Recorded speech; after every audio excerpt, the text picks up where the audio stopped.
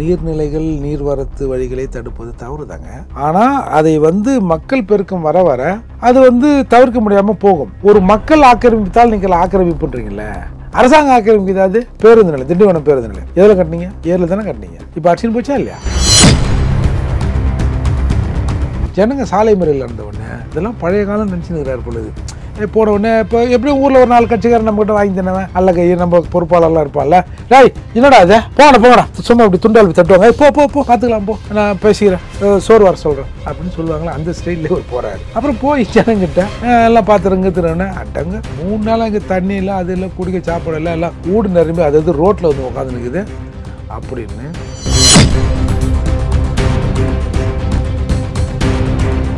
பின்னாடி முழுக்க டிசைன்டு சட்டை மாதிரி இருக்குது, முன்னாடி பிளைன் ஆகுது, பின்னாடி முழுக்க டிசைன்டு சட்டை மாதிரி இருக்குது. இதை நாம இது வெறும் சேரு அப்படின்னு பார்க்கக்கூடாது. அப்போ சேரு கிடைச்சிது, அதை எடுத்து போட்டான், வேற எதுனா கிடைச்சா? மக்கள் நீங்க இது முதல் டைம் இல்லை, தமிழக அரசாங்கம் இன்றைக்கு ஆட்சியேற்று முதலா இன்னைக்கு தான் தண்ணி பிரச்சனை ஆகுதுன்னா இப்போ நம்ம வந்துக்கிறாங்க திடீர்னு கிட்டத்தட்ட நம்ம 2-3 தடவை அனுபவிச்சிட்டோம். அப்படி இருக்கும்போது மக்களுக்கு தங்கள் எதிர்ப்பு காட்டத்தடை செய்வாங்க. அதால தமிழக அரசு இது ஏதோ பொன்முடி மீதோ அவர் மகன் மீதோ பூசப்பட்ட சேராக இல்லாமல் மக்கள் கோபம் அரசின் மீது இருக்கிறது. அரசு அந்த இயந்திரங்கள் பொதுமக்களுக்கு பணிஞ்சுதான் சார் ஆகும். யாரும் இல்லாத பொல்லாத கேட்கல. எவனாவது எனக்கு மழைக்கு 10,000 கொடுன்னு கேட்டானா, எதுக்கையாவது வீட்டில் தண்ணி வருது, நீங்க 4,000 கோடி செலவு பண்ணேன்னு சொன்னீங்க சார், நீ 1 லட்சம் கோடி கூட செலவு பண்ணு சார், யாரும் ஒன்று கேட்க போறது. வெளியில வந்தா மழை பெஞ்சா கொஞ்ச நேரம் 1 மணி நேரம் 2 மணி நேரம் தண்ணி இருக்கட்டும், அதுக்கப்புறம் தண்ணி போகணும்ல, அந்த தண்ணியோட ரோட்ல நிக்கணும். தண்ணி பேஞ்சோன்னு என் வீட்டுல நிக்குது.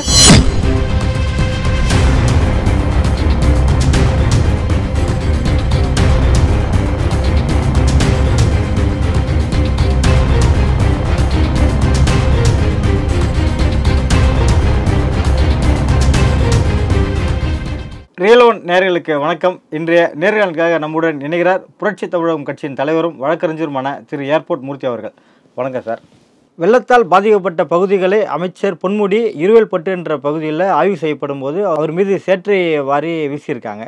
இந்த நிகழ்வை எப்படி பார்க்குறீங்க சார்? இது திமுக அரசு மீது வீசப்பட்ட சேரா இல்லை அமைச்சருக்கு எதிரான வீசப்பட்ட சேரா? மக்கள் உண்மையிலே மிக மகிழ்ச்சியாக இருக்குது. அது அமைச்சர் மீதும் அவருடைய மகன் எம்பி மீதும் சேரவாரி அடிச்சிட்டாங்க என்பதை தாண்டி மக்கள் அதிகாரத்தை எதிர்த்து போராட தங்களுடைய எதிர்ப்பை காட்ட தயாராகி கொண்டிருக்கிறார்கள் அப்படின்னு பார்க்கும்போது நமக்கு ஒரு உண்மையில் உள்ளபடியே ஒரு மகிழ்ச்சி தான். அது இவங்க அவங்கன்னு இல்லை. பொதுவாக உரிமைகள் மறுக்கப்பட்ட மக்கள் இல்லை என்னென்ன வசதி வாய்ப்புகள் அடிப்படை தேவைகளை அரசு நமக்கு சரியாக செய்யலைன்னா நாம் அதை கேட்கணும் அப்படிங்கிறதுல மக்கள் உறுதியாக இருக்கணும். ஆனால் இன்றைய அரசியல்வாதிகளுக்கு என்ன நினைப்புன்னா, சொல்லப்போனால் திமுக ஆட்களுக்கெல்லாம் இப்போ இவ்வளவு அநியாயங்கள் செய்கிறாங்களே, இவங்க எதை வச்சு நாங்கள் 40க்கு 40 ஜெயிச்சிருவோம்னாங்க. இப்போ அடுத்து நடக்கிற சட்டமன்ற தேர்தல் 200 ஏன் 500ன்னே சொல்லுவேன், இல்லை 300 இல்லை 500 வானா அதிகம், இல்லை 300ன்னு கூட சொல்லுங்கள், இருக்கிற தொகுதியை தாண்டி கூட ஜெயிச்சிருவோம், ஆந்திரா கர்நாடகா அங்கே இங்கேன்னு சேர்த்து கூட சொல்லுங்கள். அப்போது இவருக்கு மக்களை இவங்க எதை வச்சு கணிக்கிறாங்க? காசை வச்சு மக்களை கணிக்கிறார்கள். என்னதான் நடந்தாலும் நாம் இறுதியில் போய் காசை கொடுத்து நம்ம அதை சரி பண்ணிக்கலாம் அப்படின்ற மாதிரி தான் மக்கள் நலனில் அக்கறை இல்லாமல் இவர்கள் செய்கிறாங்க. நீங்கள் பாருங்கள், இப்போது சென்னையை சுற்றி பல இடங்களில் மக்கள் அப்புறப்படுத்தப்படுகிறார்கள். அந்த மக்கள்லாம் சொல்றது என்ன, போன தேர்தலுக்கு வந்தீங்க, நீங்க ஓட்டு போடுங்க, நான் உங்களுக்கு பட்டா தரேன் அப்படின்னு சொன்னீங்க, வாக்குறுதி சொன்னீங்க. அப்பெல்லாம் உங்களுக்கு தெரியலையா? கடந்த சட்டமன்ற தேர்தலில் சொன்னீங்க, பாராளுமன்ற தேர்தலில் சொன்னீங்க. அப்பெல்லாம் இது நீர்வரத்து இல்லை ஏரிக்கரை நீர்பிடிப்பு ஏரியான்னு உங்களுக்கு தெரியாதா? அப்போ எங்ககிட்ட ஓட்டை வாங்குறதுக்கு நீங்க பொய் சொல்லி எங்க ஓட்டை வாங்கி போய் ஜெயிச்சுட்டு இன்னைக்கு என் வீட்டை காலி பண்ணுன்றீங்க. நான் 30-40 வருஷமாக 2 தலைமுறை 3 தலைமுறை நாங்கள் இருக்கிறேன்னா எங்களை ஒட்டுமொத்த உழைப்பும் இதுதான். என்கிட்ட வேறு சேவிங் கிடையாது. நான் வேறு எங்கன்னா ஒரு இடத்துல ஃப்ளாட் கட்டிட்டு அதை வாடகை விட்டுட்டு நான் இங்கே ஒரு வீடு கட்டி எங்கே இருக்கிறேன். மொத்த சேமிப்பும் அதானே. எங்கள் அப்பா, நான், இந்த குடும்பத் தலைவனாகிய நான், என்னோட 2 தலைமுறையோட உழைப்பு அது. எங்களை நீங்கள் ஈஸியாக அந்த மாதிரி எவிக்ஷன்ற பேரில் தூக்கி அங்கே எங்கே அடிக்கிறீங்கன்ற மாதிரிலாம் மக்கள் பேசுனாங்கல்ல, ஒரு கொந்தளிப்பா. இதெல்லாம் நம்ம வரவேற்றானே ஆகணும். வேலைச்சேரியில் ஒரு அம்மா சொல்லிச்சுல, நான் இன்னி வரைக்கும் நேற்று வரைக்கும் நான் வேலைச்சேரி, நான் நாளைக்கு போய் பெரும்பாக்கமா அப்படின்னு கேட்குது. அது எவ்வளோ பெரிய வார்த்தை. வேலைச்சேரில் 2-3 தலைமுறை இருந்தது. கம்முன்னு இருந்துட்டு எல்லாம் ஓட்டை வாங்கி போட்டு தின்னுட்டு செமிச்சிட்டு இப்போ வந்து போட்டு விட்றேன், அது விட்றேன், இது விட்றேன்னு காலி பண்ணுறீங்களா? ஆளே இல்லாமல் எவனுக்கு போட்டு இந்த இந்த வாசகம் இருக்க, நாங்களே இல்லை எவனுக்கு போட்டு, எவன் அங்கே வந்து போட்டில் சுத்த போகிறான் உள்ள இந்த ஏரியில் அப்படின்னு கேட்குறாங்க. நீர்நிலைகள் நீர்வரத்து வழிகளை தடுப்பது தவறு தாங்க. ஆனால் அதை வந்து மக்கள் பெருக்கம் வர வர அது வந்து தவிர்க்க முடியாமல் போகும். ஒரு மக்கள் ஆக்கிரமித்தால் நீங்கள் ஆக்கிரமிப்புன்றீங்களே, அரசாங்கம் ஆக்கிரமிக்குது. இப்போ பேருந்து நிலையம், திண்டிவனம் பேருந்து நிலையம் எதில் கட்டினீங்க? ஏரியில் தானே கட்டினீங்க. இப்போ அடிச்சுன்னு போச்சா இல்லையா? நீ ஆக்கிரமிக்கலாமா? எல்லா வசதி வாய்ப்புகளும் உள்ள அரசாங்கம் ஆக்கிரமிப்பு இல்லை. ஏழை ஜனங்க அப்படி தங்கள் எதிர்ப்புகளை அவர்கள் காட்டிக்கொண்டே வருகிறார்கள். நீங்கள் பார்த்தீங்கன்னா தேர்தல் வரலாற்றில் இது வரைக்கும் எந்த வேட்பாளரையாவது மக்கள் நீ கிளம்பு நாங்கள் இருக்கிறோமா செத்தமானு கூட நீ பார்க்கல போன மழையில், இப்போனா இன்னத்துக்கு வந்திருக்கிறப்போ இன்னும் 5 வருஷம் கழிச்சு வா அப்படின்னு நடப்பு பாராளுமன்ற வேட்பாளர்களை இல்லை நடப்பு பாராளுமன்ற உறுப்பினர்களை மக்கள் விரட்டியத்த காட்சியில் பார்த்தோமா இல்லையா? கனிமொழி அவர்களை மக்கள் கேள்வி கேட்டார்களா இல்லையா? உனக்கு இப்போ தான் கண்டு தெரிஞ்சுதா அப்படின்னு கேட்ட காணொலியெல்லாம் நம்ம பார்த்தோம்.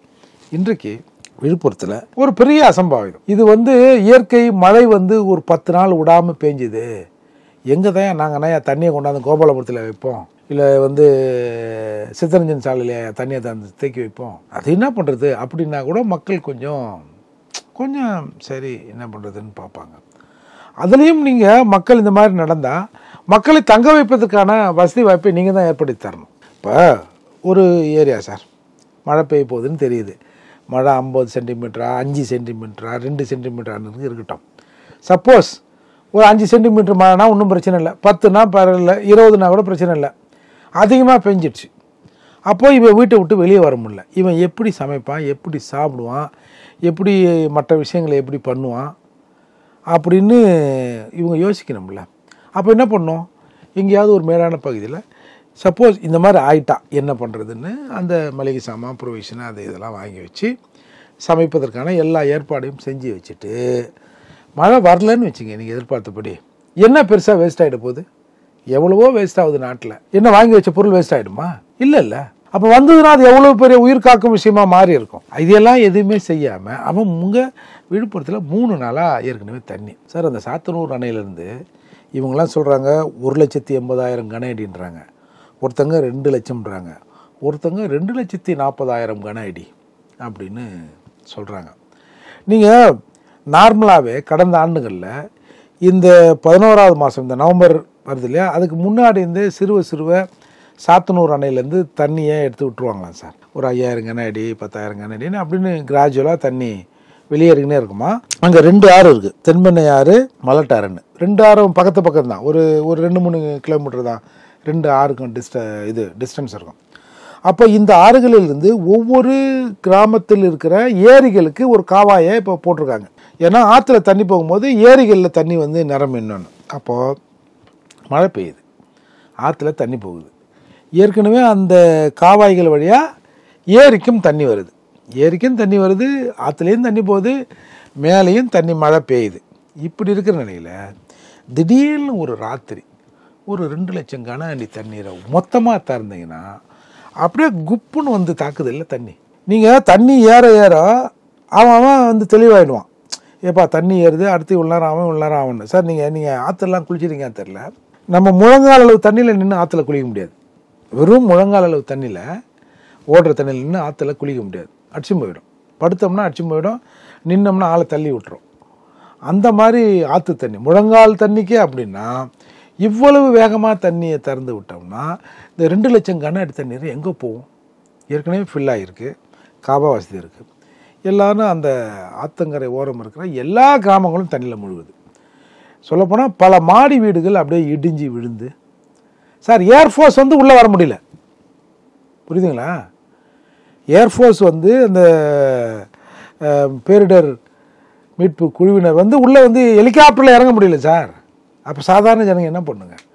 அப்புறம் ஒரு 4 மணி நேரம் 5 மணி நேரம் அந்த தண்ணியை கிராஜுவலாக அப்படியே நிறுத்தி கொஞ்சம் கிராஜுவலாக்கி தண்ணியை விட்டு தான் அதுக்கப்புறம் தான் உள்ளே ஃபோர்ஸே வருது, போட்டே உள்ளே வருது. சாதாரண மக்கள் என்ன பண்ணும்? நீங்கள் பார்த்தீங்கன்னா தெரியும், ஒரு பெண்மணி சாலை மறியலில் நேற்று நடந்த சாலை மறியலில் போட்ட துணியோடு இருக்கிறேன். என் பசங்க தண்ணி குடிக்க மாட்டேதுங்க. ஏன்னா தண்ணி குடிச்சா இயற்கை உபாதை போகணும். எங்கே போவோங்க? இத்தனை வீடுகள் ஃபுல்லாக இந்த அளவுக்கு தண்ணி நிற்குது. எங்கே போனீங்க? அரசாங்கம் எங்கே போச்சு? நாங்கள் ஒன்று என்ன கேட்குறோம், இந்த மாதிரியான சமயத்தில் தானே வந்து நீங்கள் நிற்கணும் அப்படின்னு கேட்குறாங்க. அந்த நிலையில் தான் இன்றைக்கி சாலை மறியல் நடக்குது. சார் இவங்களுக்கெல்லாம் என்ன நினைப்பு தெரியுமா? ஏய் என்னடா ஊரில் எல்லாம் சொல்ல வந்து சேருண்டா போடா அப்படின்னு பழைய காலத்தில் சொல்லுவாங்க. நீங்கள் இந்த மேல்பாதி விவகாரம் நடந்த போது கூட கலெக்டர் ஆஃபீஸில் ஒரு ஜனங்க போய் முற்றுகை போராட்டம். உடனே இவர் போய் என்னடா என்ன நடந்தது, என்ன எல்லாம் ஒன்று சொல்ல மாட்டேங்கிட்ட, என்ன இப்போ தான் உனக்கு தெரியுமா, ஏன்டா தொகுதி நீங்கள் உங்கள் ஏரியா தொகுதி மாறிட்டா எங்கெல்லாம் சொல்ல மாட்டியா, சரி நான் பார்த்துக்கிறேன், அது என்ன நேருக்கு தெரில, என்ன பிரச்சனை ஏது அதோட ஆழம்னா அது எந்த அளவுக்கு ஆகிருக்கு அது மேல் பாதியில் அப்படி எதுதான் எல்லாம் பார்த்துக்கிறேன் நான் சொல்கிறேன் போ அப்படின்னு சொன்னது ஒரு பெரிய சர்ச்சையாச்சு தெரியுமா. அதே மாதிரி எதேச்சியாக பேசுகிறவர் இவர். அப்புறம் இந்த ஏசியான்னு கேட்குறது, நீ அதாம்மா இதாம்மான்னு கேட்குறது, இப்படி எதேச்சியாக பேசுகிறவரில் ஜனங்க சாலை முறையில் நடந்தவுடனே இதெல்லாம் பழைய காலம் நினச்சினுக்கிறார் பொழுது.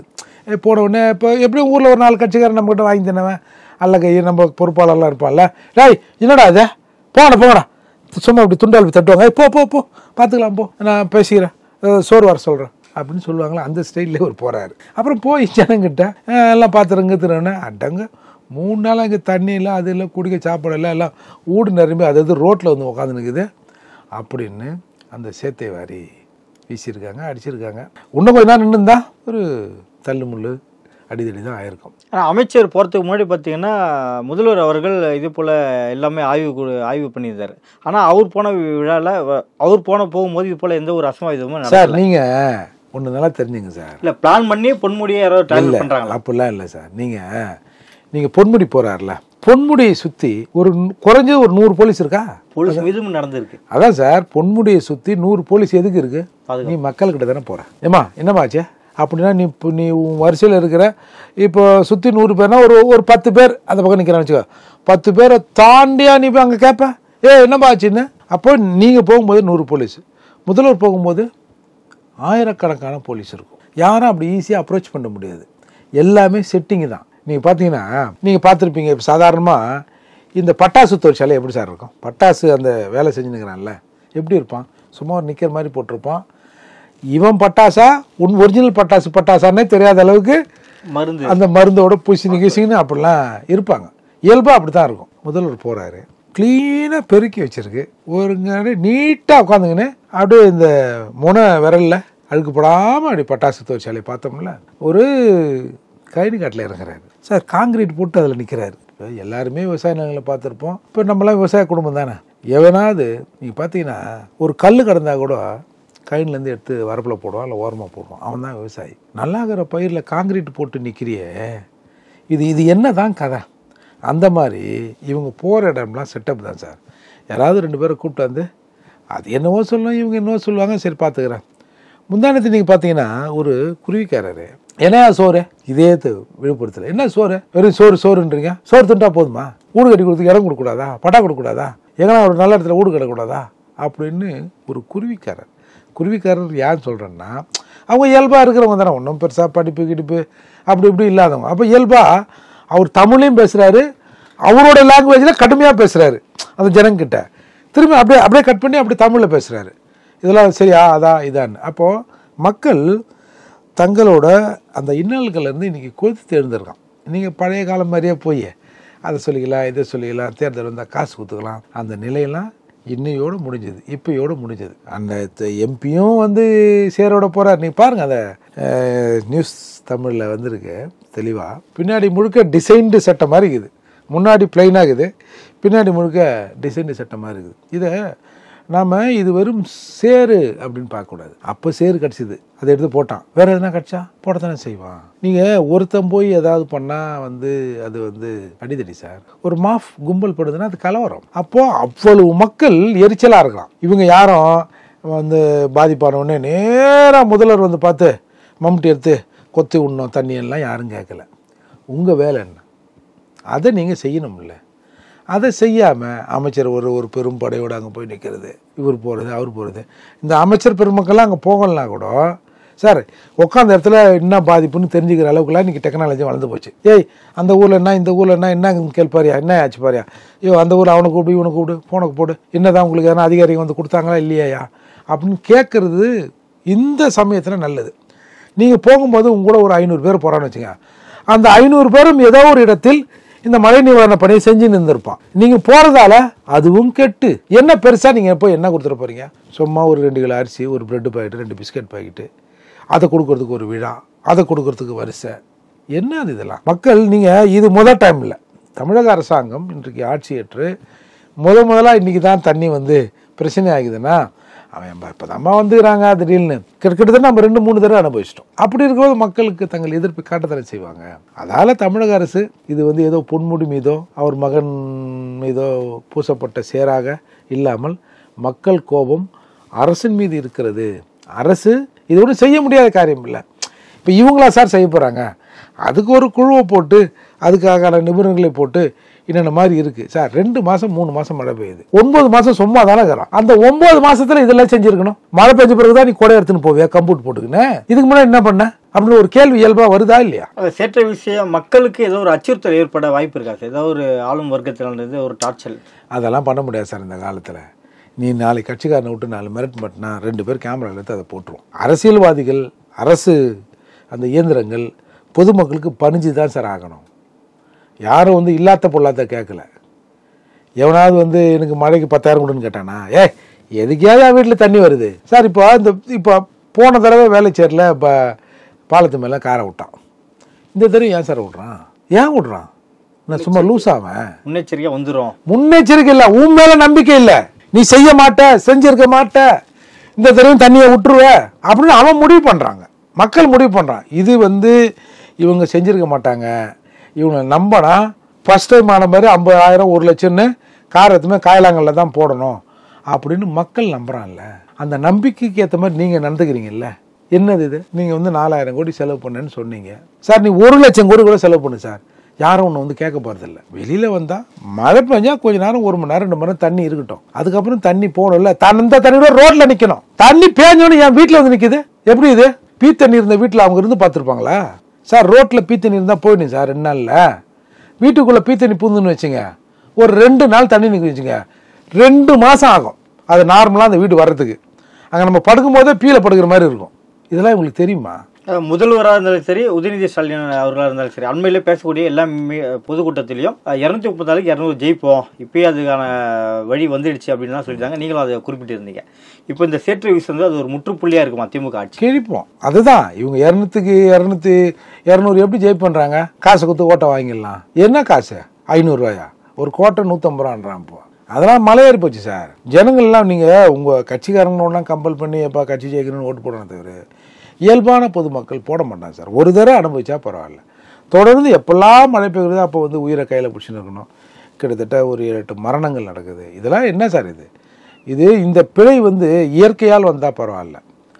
திடீர்னு இவ்வளவு கொள்ளளவு தண்ணீரை திறந்து விட கொஞ்சமாவது உங்களுக்கு சென்ஸ் வேணாம். ஏற்கனவே ஃபுல்லாக இருக்குது, இவ்வளோ தண்ணி எப்படி போகும், எங்கே போகும்? உடனே அதுக்கு வந்து அணையை திறக்காமல் இருந்தால் அணை உடையத்தான் செய்யும்.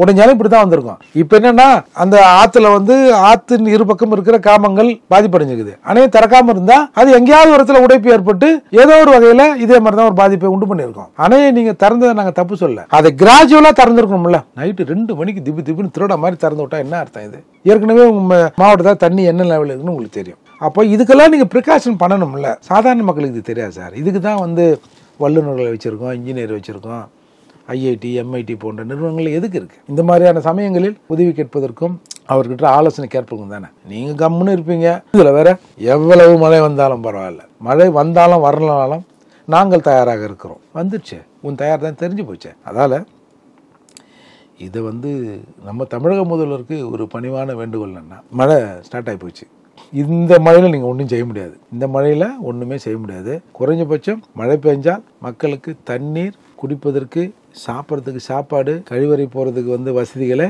தமிழ்நாடு முழுக்க செய்யுங்க. இந்த சீசன் முடிஞ்ச பிறகு அடுத்த சீசனில் மழை வராத அளவுக்கு உண்மையான நடவடிக்கை எடுங்க. அப்போ தான் மக்கள் வந்து உங்களை விடுவாங்க ஊருக்குள்ளே. அப்படி இல்லைன்னா ஒருத்தனும் விடமாட்டாங்க. பார்த்துங்க. நடப்பு அரசியல் குறித்து பல்வேறு கருத்தில் இப்போ மிக்க நன்றி சார்.